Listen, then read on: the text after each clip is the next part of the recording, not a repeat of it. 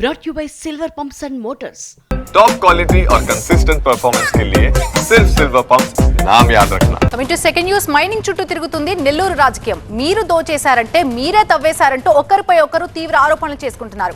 ఓవైపు వరుస కేసులు అరెస్టులు జరుగుతుంటే మరోవైపు పొలిటికల్ ఫైట్ కూడా అదే స్థాయిలో కంటిన్యూ అవుతూనే ఉంది. మైనింగ్ కేసులో తనపై వస్తున్న ఆరోపణలపై స్పందించిన మాజీ మంత్రి అనిల్ వేమిరెడ్డి దంపతులపై విరుచుకుపడ్డారు. ఈడీ విచారణకు సిద్ధమా అంటూ సవాల్ విసరడం ఇప్పుడు చర్చనీయాంశంగా మారింది. తనపై తప్పుడు ప్రచారం చేస్తున్నారంటూ మండిపడ్డ అనిల్ కుమార్ యాదవ్ బినామీలు అక్రమాస్తులంటూ ఇష్టం వచ్చినట్టు మాట్లాడుతున్నారని నిప్పులు చెరిగారు. ఎలాంటి విచారణకైనా వెళ్తా, ఆఖరికి జైలుకు వెళ్లేందుకైనా సిద్ధమన్నారు. అలాగే వేమిరెడ్డి దంపతుల టార్గెట్ గా హాట్ కామెంట్స్ చేశారు. 2022లో మొదలైంది క్వాడ్జ్ గోల. అరుదుగా లభించే వైట్ క్వాడ్జ్ నిల్వలు నెల్లూరు జిల్లాలో పుష్కలంగా ఉన్నాయి. గారు నేను చెప్పిన అలిగేషన్స్ కరెక్టే అని ఒప్పుకున్నందుకు ముందుగా ఆయనకి ధన్యవాదాలు తెలియజేస్తాము. మేము క్వాడ్స్ చేసాము అని చెప్పినందుకు ఆయనకి ధన్యవాదాలు తెలియజేస్తాం.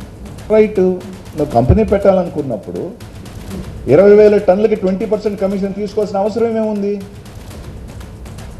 ఎంక్వైరీ పంపించండి, దాన్ని కూడా అందరూ ఆ రోజు నుంచి ఈ రోజు దాకా పంపించండి. 20% తీసుకున్నారో తెలుస్తుంది.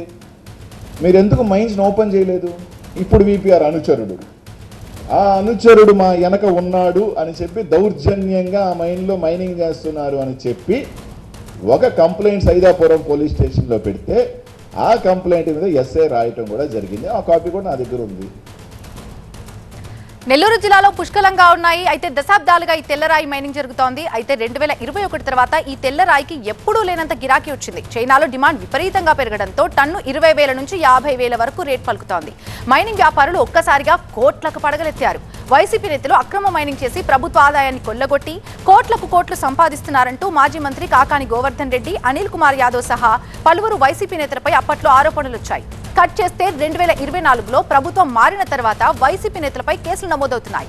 కాకాని సహా మరో 12 మంది అరెస్టు కూడా అయ్యారు. ఇప్పుడు అనిల్ యాదవ్ కూడా అరెస్ట్ అవుతారన్న ప్రచారం జోరుగా సాగుతున్న నేపథ్యంలో ఎలాంటి విచారణకైనా సిద్ధమంటూ ఆయన సవాల్ విసరడం హాట్ టాపిక్ గా మారింది. పూర్తి అప్డేట్స్ అందించడానికి మా ప్రతినిధి మురళి సిద్ధంగా ఉన్నారు. మురళి, అంటే ఈ వైట్ క్వాడ్జ్ అనేది ఇక్కడ తెల్లరాయిగా చెబుతూ ఉంటారు, తెల్ల బంగారంగా చెబుతూ ఉంటారు, అరుదుగా ఉంటుంది. నెల్లూరు జిల్లాలో ఇది పుష్కలంగా ఉంటుంది. అయితే గతంలో దీన్ని ఎలక్ట్రానిక్ వస్తువుల్లో రా మెటీరియల్గా వాడేవారు. సో దానికి అప్పట్లో అంతంత మాత్రంగా డిమాండ్ ఉండేది. అయితే ఇటీవల సోలార్ వినియోగం అనేది ఎక్కువైంది. సోలార్ ప్యానెల్స్ తయారు చేయాలంటే ఇందులో నుంచి తయారు చేసినటువంటి రా మెటీరియల్ను సోలార్ ప్యానెల్స్కు వాడతారు. దీంతో ఒక్కసారిగా గిరాకీ పెరిగింది.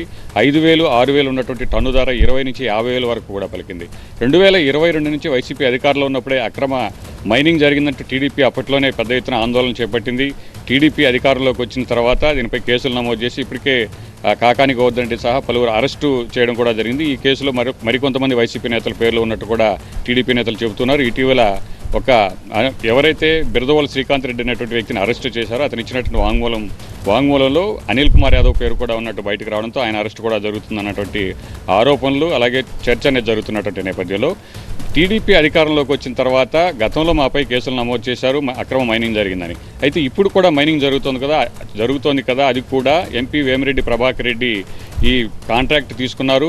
మైనింగ్ పేరుతో ఆయన అక్రమ రవాణాకు పాల్పడుతున్నారు. అనుమతులు లేనటువంటి మైన్స్ నుంచి కూడా తవ్వకాలు జరుగుతున్నాయని వైసీపీ నేతలు పదే ఆరోపిస్తూ వస్తున్నారు. సో ఇటీవల రెండు పార్టీలు కూడా ఒకరిపై ఒకరు ఆరోపణలు చేసుకున్నటువంటి నేపథ్యంలో సో వేమిరెడ్డి ప్రభాకర్ రెడ్డి 2 రోజుల క్రితం మీడియా ముందుకు వచ్చారు. తనపై వస్తున్నటువంటి ఆరోపణలకు చెక్ పెడుతూ ఒక కీలక నిర్ణయం తీసుకున్నట్టు కూడా ఆయన ప్రకటించారు. సో టీడీపీ అధికారంలోకి వచ్చిన తర్వాత వైట్ క్వాడ్జ్ నిల్వలు నెల్లూరు జిల్లాలో ఎక్కువగా ఉన్నాయి కాబట్టి సోలార్ ప్యానెల్స్ కోసం మనం ఇక్కడి నుంచి రా మెటీరియల్ చైనాకు పంపితే చైనా నుంచి మళ్ళీ రా మెటీరియల్ తీసుకొని ఇక్కడ మళ్ళీ సోలార్ ప్యానెల్స్ తయారు చేయడం కోసం వినియోగిస్తున్నారు కాబట్టి అది అత్యధిక భారం పడుతుంది. కాబట్టి ఈ భారాన్ని తగ్గించడం, అలాగే నెల్లూరు జిల్లాలో ఉపాధి కల్పించడం లక్ష్యంగా ఒక ఫ్యాక్టరీని ఏర్పాటు చేయాలనుకున్నాను. అందుకోసమే మైన్స్ను తీసుకున్నాను. ఎక్కడా ఇల్లీగల్ మైనింగ్ అనేది జరగలేదు. సో అయితే తనపై వస్తున్నటువంటి ఆరోపణల కారణంగా ఈ ఫ్యాక్టరీ నిర్ణయాన్ని వెనక్కి తీసుకుంటున్నట్టు కూడా ఆయన ప్రకటించారు. అయితే దీనిపై మళ్ళీ అనిల్ కుమార్ యాదవ్ స్పందించారు. ఫ్యాక్టరీ అనేది అసలు 8 నెలల క్రితమే ఆ నిర్ణయం అనేది నిలిచిపోయింది. సో కేవలం ఇక్కడ అక్రమ మైనింగ్ కోసమే ఇదంతా కూడా జరిగిందన్నటువంటి విషయాన్ని అనిల్ కుమార్ యాదవ్ చెబుతూ తనపై వస్తున్నటువంటి ఆరోపణలు, దీనికి సంబంధించినటువంటి అక్రమ ఆస్తులు ఏవైతే ఉన్నాయో వాటన్నిటిపై కూడా ఈడీ విచారణ కూడా సిద్ధమని అనిల్ కుమార్ యాదవ్ ప్రకటించారు.